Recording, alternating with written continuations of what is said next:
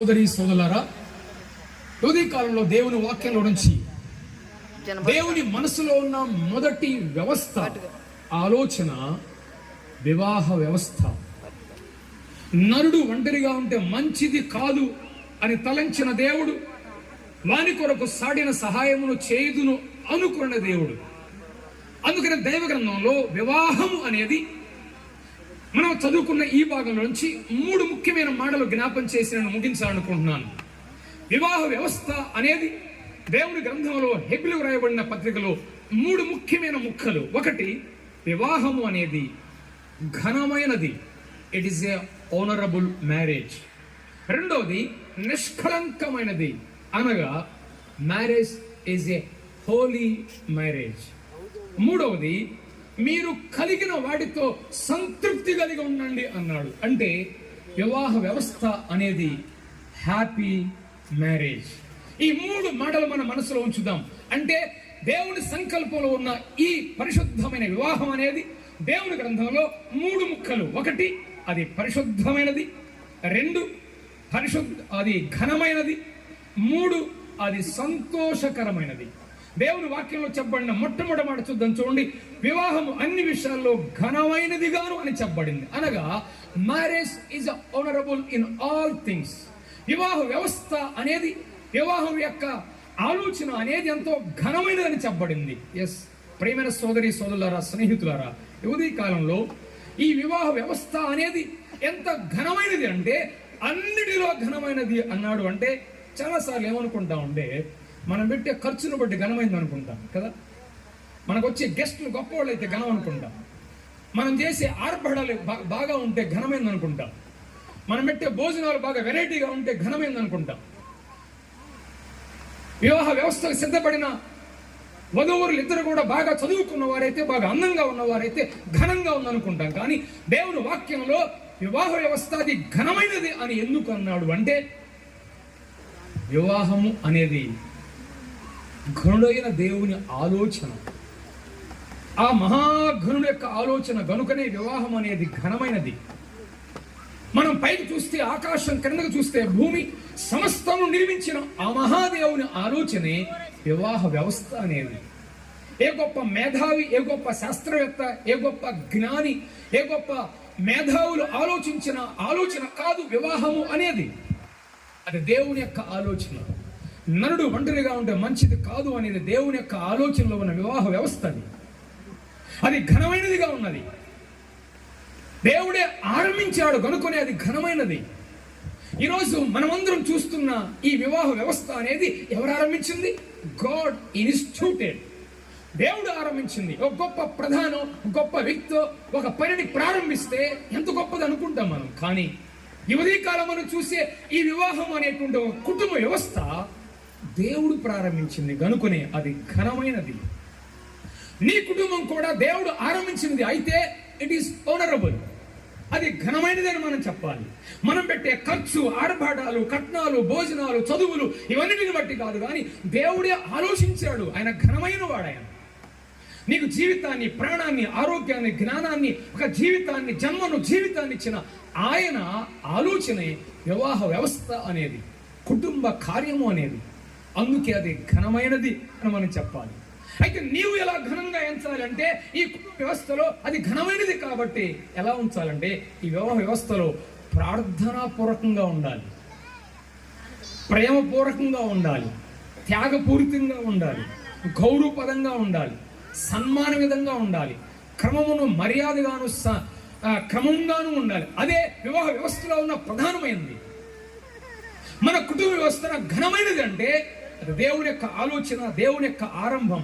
మరి విశేషంగా చెప్పాలంటే ఆదికాండం 1వ అధ్యాయంలో దేవుడు ఆదాము అవ్వలను ఆశీర్వదించెను అని రాయబడింది. అంటే గాడ్ బ్లెస్డ్ దెమ్. దేవుడు ఆశీర్వదించిన వ్యవస్థ ఇది, దేవుడు ఆశీర్వదించిన కార్యం ఇది కాబట్టి అది ఘనమైనది అన్నాడు. ఎవరో పెద్దవాళ్ళు వచ్చి ఆశీర్వదిస్తే ఘనమైనది అనుకుంటాం, కానీ ఇది దేవుడు ఆశీర్వదించిన కార్యం. అందుకే వివాహం అనేది అన్ని విషయములలో ఘనమైనది అన్నాడు.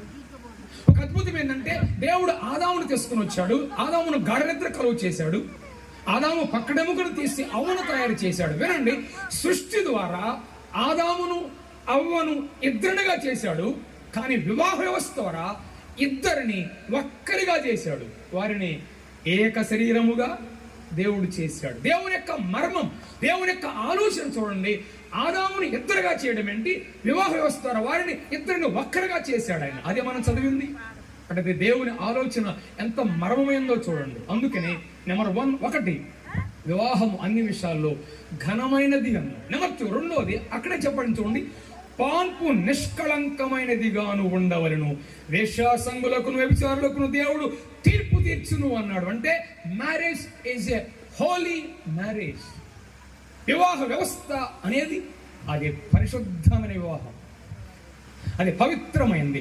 పవిత్రమైనది అంటే మీకు ఖచ్చితంగా ఒక మాట జ్ఞాపం చేయాలి. ఇక్కడ దేవుడి గ్రంథంలో పరిశుద్ధమైనది, పవిత్రమైనది వివాహం అంటే దానికి స్పెషల్ మీనింగ్ ఏంటంటే ఒకరి కొరకు ఒకరు అని అర్థం. అసలు పవిత్రమైన వివాహము అంటే అర్థం ఏంటంటే ఈ వివాహ వ్యవస్థ ద్వారా వారు ఒకటి చేయబడుతున్నారు. అంటే దాని అర్థం ఏంటంటే ఒకరి కొరకు ఒకరు, one for another. Prashant Sarita కొరకు, సరిత ప్రశాంత్ కొరకు. దాన్నే పవిత్ర వివాహం అంటారు. తన భర్త ఆలోచనలు భార్య కొరకే, భర్త ఆశలు భార్య కొరకే, భర్త ఆనందాలు భార్య కొరకే, ఇంకెవరి కోసం ఉండకూడదు. అప్పుడే అది పవిత్రమైనది అవుతుంది. పాత నిబంధనలో పరిశుద్ధ దేవాలయం, పరిశుద్ధ పాత్రలు, పరిశుద్ధ పర్వతం అనే పదాలు ఎక్కువ కనబడతాయి. అంటే ఏంటో తెలుసా? అవి ఒక ఉద్దేశం కొరకు ప్రత్యేకించబడ్డాయి. అంటే ఇంకో దానికి వాటిని వాడకూడదు, ఇంకో దానికి వాటిని ఉపయోగించకూడదు. ఉపయోగిస్తే అవి అపవిత్రం అవుతుంది. అదేవిధంగా వీరిద్దరూ ఒకరి కొరకు ఒకరు కనుకొనే అది పవిత్రం అవుతుంది. మరొక ఆలోచన కలిగారా అది అపవిత్రం అవుతుంది. అందుకే వారిద్దరూ 63గా ఉండాలి. 63 అంటే 6 ఏడు చూస్తుంది, 3 ఏడు చూస్తుంది, 6 ఏడు చూస్తుంది, 3 ఏడు చూస్తుంది. ఒకరిలో ఒకరి కొరకు ఒకరు, ఒకరి ముందు ఒకరుగా ఉండాలి. 36గా ఉండకూడదంట. 36 అంటే 3 ఏడు చూస్తుంది, 6 ఏడు చూస్తుంది. వాళ్ళిద్దరూ 63గా ఉంటే విలువగా ఉంటారు, విలువ ఎక్కువ. 36గా ఉంటే విలువ లేకుండా ఉంటారు. అందుకే ఒకరి కొరకు ఒకరుగా కనిపించాలి. అదే దేవుని వాక్యంలో దేవుడు మానవునికి ఇచ్చిన మొదటి బంధం ఏంటంటే భార్యాభర్తల బంధం. దైవ గ్రంథం మనం చదివితే ఆదికాండం, ఇందాక చదివారు, సిద్ధపరచబడిన లేఖన భాగంలోంచి ఆదికాండం 2వ అధ్యాయంలో దేవుడు మానవునికి ఇచ్చిన మొట్టమొదటి బంధం ఏంటి? భార్యాభర్తల బంధం. అన్నదమ్ముల బంధం కాదు, తల్లిదండ్రుల బంధం కాదు, భార్యాభర్తల బంధం. అది పవిత్రమైంది. పిల్లలు 2వ స్థానం. కుటుంబం అనేది ఒక తోటగా ఉండాలి కానీ అడవిగా ఉండకూడదు. అది పవిత్రమైనదిగా ఉండాలి. ఇక్కడ పవిత్రమైనది అంటే ఇద్దరి మధ్య ఒక నిబంధన, ఒక కవనెంట్, ఒక ప్రమాణం. అదే వారు చేయబోతున్నారు. దాని ద్వారానే వారి పవిత్రమైన వివాహ వ్యవస్థలోకి ప్రవేశించబోతున్నారు. దేవుని వాక్యం చెప్పబడింది అది శాశ్వతమైనది, దృఢమైనది. అందుకనే ఒక ఇద్దరి మధ్య జరిగిన నిబంధనే పవిత్రమైనదిగా మనం చెప్పుకోవచ్చు. యావే గ్రంథంలో రూతు నయోమితో ఈ విధంగా చెప్తా ఉంది. ఏంటో తెలుసా? నీవు వెళ్ళు చోటుకే నేను వచ్చేదా. ఇదే పవిత్రమైన వ్యవస్థలో ఉండవలసిన ప్రధానమైనది. పరిశుద్ధ వివాహము అంటే అది పవిత్రమైనదని ఎలా చెప్పగలం అంటే దానిలో ఉన్న కవనెంట్, ప్రమాణం ఏంటంటే నేను నీ కొరకు, నీవు నా కొరకు మాత్రమే అనేదే పవిత్రమైన జీవితం. రూతు తన అత్తతో చెప్పిన ప్రమాణంలో ఎంత అద్భుతమైన సంగతి. వీరిద్దరి మధ్య కూడా ఉండవలసింది నెంబర్ 1, నీవు వెళ్ళు చోటుకే నేను వచ్చేదను. రేపు ప్రశాంత్ గారు ఏదో పని కోసం వేరే ఊరు వెళదాం అనడానికో, సరిత అంటది నాకు బయట వాళ్ళకు వచ్చి అలవాటు లేదన్నానుకో, ఎట్లుంటది? ఆయన ఎక్కడికి వెళితే అక్కడికి వెళ్ళాలి. ఇదే కుటుంబ జీవితంలో పవిత్రతను కాపాడుకునే ప్రధానమైన అంశం. ఇంకోటి ఏమన్నామే?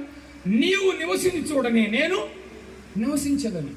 ఇదే పవిత్ర వివాహ కుటుంబ జీవితంలో కలవాల్సింది. నీవు నివసించి చూడనే నేను ఉంటాను అంటే నీకు ఇష్టమైన స్థలమే, నీకు ఇష్టమైన పరిస్థితులే నాకు కూడా ఇష్టం అనేటువంటి భావమే పవిత్రమైన వివాహ జీవితం. ఈరోజు కొంతమంది జీవితాల్లో వివాహం అయిన వెంటనే ఆయనకేమో దుబాయ్లో జాబు, ఆమెకేమో హైదరాబాద్లో జాబు, వేరు స్థలాల్లో.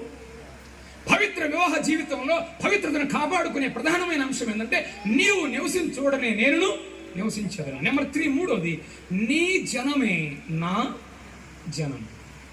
కొన్నిసార్లు కులాలు వేరు కావచ్చు, ప్రజలు వేరు కావచ్చు, ప్రాంతాలు వేరు కావచ్చు, కానీ ఆమె ఏమంటుంది? నీ జనమే నా జనము. ఇది వారి వివాహ కుటుంబ జీవితంలో నేర్చుకోవాల్సిన పవిత్రతను కాపాడవలసిన పవిత్ర వివాహం అంటే, బంధం అంటే నీ జనమే నా జనం. చాలాసార్లు విచిత్రంగా విచారంగా ఉండదు. అమ్మాయి బంధువులు అయితే నేరుగా వస్తారంట, అబ్బాయి బంధువులు అయితే అక్కడాకి వస్తారంట. అలాంటిది కాదు ఇక్కడ. ఎలాంటి జనాలు వారి వెనుకున్నటువంటి బ్యాక్గ్రౌండ్ ఉన్నటువంటి ప్రజల యొక్క పరిస్థితులు బట్టి కాదు ఇక్కడ. నీ జనమే నా జనం. రూతు మోయాబుకు సంబంధించింది, కానీ నయోమి ఇశ్రాయేలు జాతికి సంబంధించింది. అయినా సరే నీ జనమే నా జనం. అందుకంటే విశేషమైన మరొక ప్రాముఖ్యమైన 4వ మాట చెప్తుంది ఆమె. రూతు ఏమంటుంది? నీ దేవుడే నా దేవుడు. రూతు ఒకప్పుడు ఏది కనబడితే దాన్ని పూజించేది, దేని కనబడితే దాన్ని నమ్మేదామె. కానీ ఇప్పుడు అంటుంది నీ దేవుడే నా దేవుడు. ఆకాశమును పూజించడం కాదు, ఆకాశం నిర్మించిన దేవుని పూజిస్తాను. నీ దేవుడే నా దేవుడు. ఇదే తనకున్నటువంటి గొప్ప నమ్మకం. అప్పుడే ఆ వివాహ బంధం అనేది పవిత్రమైనది అని జ్ఞాపం చేస్తుంది. దీన్ని పవిత్రమైన వివాహం, కుటుంబ జీవితంలో ఏ పాపానికి అవకాశం లేకుండా ఉండటం అర్థం ఏంటంటే ఒకరి కొరకు ఒకరు జీవించడం. నెంబర్ 3, 3వది. అక్కడ 5వ వచనం చూద్దాం, చూడండి. 5వ వచనం, హెబ్రీ పత్రిక 13వ అధ్యాయం 5వ వచనం. ధనాపేక్ష లేని వారే మీకు కలిగిన వాటితో తృప్తి పొంది ఉండుడి. ఏంటి? వివాహాన్ని గురించి వెంటనే ధనాపేక్ష గురించి చెప్పాడండి ఇక్కడ. వివాహం ఏంటి, ధనాపేక్ష ఏంటి? అవును, వినాలి. కుటుంబ వ్యవస్థలో ప్రధానమైనది, ఎక్కువగా ప్రభావితం చేసేది ఏంటంటే ధనం, డబ్బు. అందుకే ఇక్కడ అంటాడైనా వివాహం అనే విషయాల్లో ఘనమైన అన్నాడు, కానీ వెంటనే అన్నాడు ధనాపేక్ష లేని వారై కలిగి ఉన్నవాడితో తృప్తి పొంది ఉండండి అన్నాడు. అవును, కుటుంబ జీవితంలో ఎక్కువగా వచ్చే పదం ఏంటి చెప్పండి? కుటుంబ జీవితంలో ఎక్కువగా వచ్చే సహోదరులకు బాగా తెలుసు కదా. పొద్దున్న లేస్తే ఆయనతో ఏమంటారు? లేదండి అంటాం. ఏంటిది? సరుకులు లేవు, లేదా అయ్యలేవు, ఇవి లేవు, అంతే కదా. లేవు లేవు అనే పదంతోనే ప్రారంభమవుతారు కొంతమంది ఉదయం లేచిన వెంటనే. కానీ ఇక్కడ అన్నాడు కలిగిన వాడితో సంతృప్తి కలిగి ఉండండి. అంటే వివాహ వ్యవస్థ అనేది హ్యాపీ మ్యారేజ్. భార్య దొరికిన వానికి ఏం దొరికింది? మేలు దొరికింది. ఆమె యొక్క మేలు, ఆమె యొక్క ఆశీర్వాదం, ఆమె యొక్క ఆనందం. కుటుంబానికి ధనం అవసరమే, కానీ ధనాన్ని ఆశించడం అంటే ఒక విధంగా చెప్పాలంటే సంతృప్తి కలిగి ఉండకపోవడం వల్ల కుటుంబంలో ఉండవలసిన ఆనందాన్ని పోగొట్టుకుంటారు. చాలా కుటుంబాల్లో డబ్బు ఉంది బాగానే, కానీ ఎలా ఉంటారు? అసంతృప్తిగా జీవిస్తుంటారు. అది లేదు ఇది లేదంటే ఉంటాయన్ని, కానీ లేదనేటువంటి భావంతో. అందుకని ఇంకా ఇంకా కావాలనే భావన కుటుంబ జీవితంలో ఉంటే ఆనందం మనం పొందలేము. పొరుగు వారితో పోల్చుకోవడం, వాళ్ళకి అది ఉంది మనకి ఇది లేదు అని చెప్పుకోవడం. కొన్నిసార్లు అందరికి ఉన్న వాటిని మనం కూడా ఉండాలని ఆశించడం, పొరుగు వారితో పోల్చుకోవడం, జీవితంలో కృతజ్ఞత భావం లేకపోవడం, ఇవన్నీ అనుభవాలు ఎలా ఉన్నాయంటే అందుకని అపోస్తలుడైన పౌలు ఫిలిప్పీయులకు రాయబడిన పత్రిక 4వ అధ్యాయం 12వ వచనం చూడండి. ఫిలిప్పీయులకు రాయబడిన పత్రిక 4వ అధ్యాయం ఏమి నేర్చుకున్నా 4:12 చదివే ఒకసారి. దేన స్థితిలో ఉన్న ఎరుగుదును, సంపన్న స్థితిలో ఉన్న ఎరుగుదును, ప్రతి విషయంలోను అన్ని కార్యములలోను కడుపు నిండి ఉండుటకును, ఆకలిగొని ఉండుటకును, సమృద్ధి కలిగి ఉండుటకును, లేమిలో ఉండుటకును నేర్చుకొని ఉన్నాను అన్నాడు. అంటే కుటుంబ జీవితంలో వీరిద్దరూ కూడా నేర్చుకోవాల్సింది ఏంటంటే హ్యాపీ మ్యారేజ్, సంతోష కుటుంబం అనేటువంటి వివాహ వ్యవస్థలో వారు కొనసాగాలి అంటే వారికి సంతృప్తిగా ఉండడం నేర్చుకోవాలి. కొన్నిసార్లు కలిమి, కొన్నిసార్లు లేమి, కొన్నిసార్లు కడుపు నిండా ఉండడం, కొన్నిసార్లు ఆకలిగా ఉండే పరిస్థితులు ఖచ్చితంగా ఉంటాయి. కానీ అక్కడ కూడా ఆనందం ఉందన్నాడు. ఎట్లా? సంతృప్తి కలిగిన వారమే ఉండాలి అన్నాడు.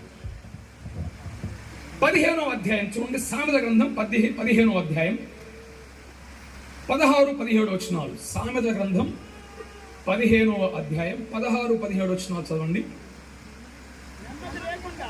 నెమ్మది లేకుండా విస్తారమైన ధనముండుట కంటే యెహోవా యందలి భయభక్తులతో కూడా కొంచెము కలిగి ఉండుట మేలు. భగవాని ఇంట క్రొవ్విన ఎద్దు మాంసము తినుట కంటే ప్రేమ గల చోట ఆకుకూరల భోజనము తినుట మేలు. చూసారా? సంతృప్తి కలిగిన కుటుంబ వివాహ జీవితాన్ని గురించి జ్ఞాపం చేస్తున్నాడు ఆయన. భగవాని అంట క్రొవ్విన మాంసాలు ఉన్నా సరే ప్రేమ గల చోట ఆకుకూరల భోజనమే సంతృప్తిని ఇచ్చేది. కొంతమందికి వారం వారం మాంసం పడితేనే ముందు తాగుతారు, ముఖ్యంగా లేడీస్ అనమాట, సిస్టర్స్ అనమాట. ఏంటంటే వారం అంతా అదేనండి, ఈ వారం ఏమి లేదు, పిల్లలకు కూడా నేర్పుతుంటారు కొంతమంది. కానీ ఇక్కడ చూడండి, ప్రేమ గల చోట ఆకుకూరల భోజనం ఉండుట ఎంత గొప్ప మేలు ఉండి అంటే వారి మధ్య ప్రేమ, అప్పుడే సంతోషాన్ని వారు చూడగలరు. అందుకని దైవజనులు బిల్లీ గ్రహం గారి భార్య ఆమె ఎప్పుడు ఒక మాట అనేదంట కుటుంబ జీవితాన్ని గురించి, the union of two good forgivers are blessed అని.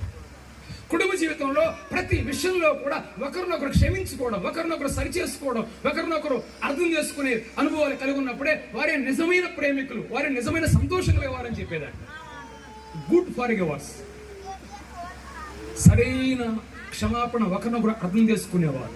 చాలాసార్లు సమస్యలు వచ్చినప్పుడు ఎలా ఉంటామంటే ఏదైనా చిన్న చిన్న సమస్యలు వచ్చినప్పుడు, చిన్న చిన్న కొరతలు వచ్చినప్పుడు, చిన్న చిన్న లేవు వచ్చినప్పుడు ఎలా ఉంటుందంటే భార్య ఒక పక్కన ఉంటుంది, భర్త ఒక పక్కన ఉంటాడు. వినండి, ఇక్కడ కుటుంబంలో ఏ సమస్య వచ్చినా మీరిద్దరు ఒకవైపే, రెండు వైపులు కాదు. ఇక్కడ సమస్య వచ్చిందంటే ఇద్దరు ఏ వైపు? ఒకవైపు ఉన్నోళ్లే. చెరొక వైపు ఉండే సమస్య ఏమిటి? అక్కడ మీ ఇద్దరు ఒకవైపు ఉన్నవారే. అంటే సమస్య మీ ఇద్దరు నుండే ప్రారంభించబడింది, మీ ఇద్దరు నుండే పరిష్కరించబడాలి. అంటే ఖచ్చితంగా మీరిద్దరు ఒకవైపే ఉండాలి. అదే దేవుని వాక్యంలో మనం గమనించేది. గతాన్ని గురించి ఆలోచించడం కాదు, భవిష్యత్తుని గురించి, కుటుంబాన్ని ఎలా ముందుకు సాగించాలో అప్పుడే ఆలోచించి దేవుని మీద ఆధారపడటమే. అందుకనే చివరికి ఒక్క మాట నేను జ్ఞాపం చేసి ముగింపు చేయాలనుకుంటున్నాను. అందుకనే సంతృప్తి కలిగిన జీవితం, కుటుంబ జీవితం, వివాహ జీవితంలో హ్యాపీ మ్యారేజ్ నెంబర్ 1, హోనరబుల్ మ్యారేజ్, రెండవది హోలీ మ్యారేజ్, మూడవది హ్యాపీ మ్యారేజ్. కుటుంబ జీవితంలో పౌలు అన్నట్టుగా మీరు సంతృప్తి కలిగి నేర్చుకోండి అని అంటే we have to learn it. అది నేర్చుకోవాలి, ఆటోమేటిక్గా వచ్చేది కాదు, అది అనుభవంలో గుండా వెళితేనే. అందుకనే సంతృప్తి కలిగిన, సంతోషంగా ఉండే కుటుంబ వివాహ జీవితం కలిగి ముందు కొనసాగాలంటే లెక్కల సూత్రాన్ని మనం పాటించాలి. లెక్కల్లో 4 సూత్రాలు ఉంటాయి. లెక్కలు 4 ఉంటాయి. 1 కూడికలు, 2వది తీసివేతలు, 3వది హెచ్చవేతలు, 4వది భాగాహారాలు. వినండి జాగ్రత్తగా. 1 కూడికలు.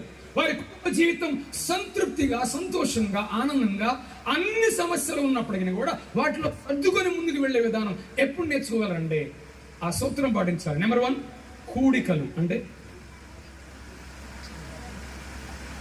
నీకు దేవుడు ఏవైతే ఇచ్చాడో, ఏ పరిస్థితులు గుండా దేవుడు మనం నడిపించాడో, దేవుడు మీ పట్ల చేసిన కార్యాలంటే ఎప్పటికప్పుడు కౌంట్ చేసుకుంటూ ఉండాలంట. Count your blessings.